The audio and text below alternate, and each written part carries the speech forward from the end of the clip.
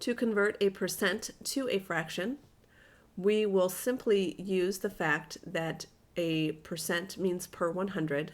So we will write our percent over 100 and then reduce.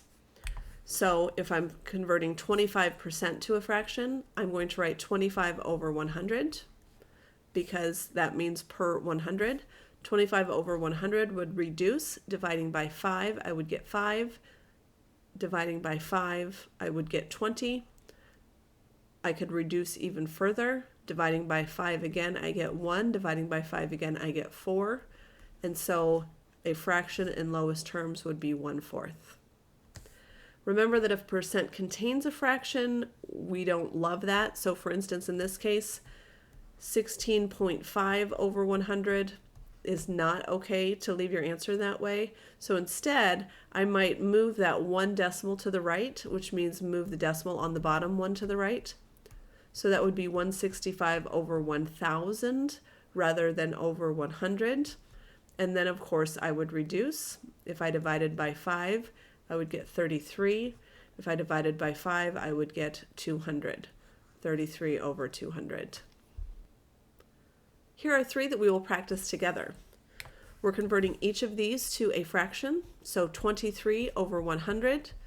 That cannot be reduced because 23 is prime, meaning nothing goes into 23 rather than other than 1 in itself. 14% would be 14 over 100. 14 over 100 will reduce if I divide by 2 and divide by 2. And my last 12.5% over 100. Remember, we don't like decimals in our fractions, so I would rewrite this as 125 over 1,000 because I would move 1 place, both on top and on bottom, which doesn't change the fraction. Then I would go ahead and divide. It looks like I could take 25 out of the top, which gives me 5, and 25 out of the bottom, which would give me 40, which means I could really keep going and divide by 5 again, and divide by 5 again, and get 1/8. Try these 3 on your own, then press play to see how you did. For the first, I should have 99 over 100. That cannot be reduced.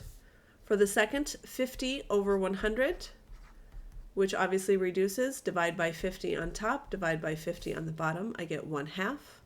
And my last, 1125 divided by 100. I need to now move 2 places, so 2 places here as well. So I have 1125 over 10,000. And then I would reduce. If I divide top and bottom by 25, I end up with 45 over 400. So obviously I could have chosen a better number at the beginning. If I divide again by 5, I end up with 9 as a numerator, and 400 divided by 5 would be 80. And of course, nothing else would go into both of those values, and so 9 over 80 would be my fraction in lowest terms.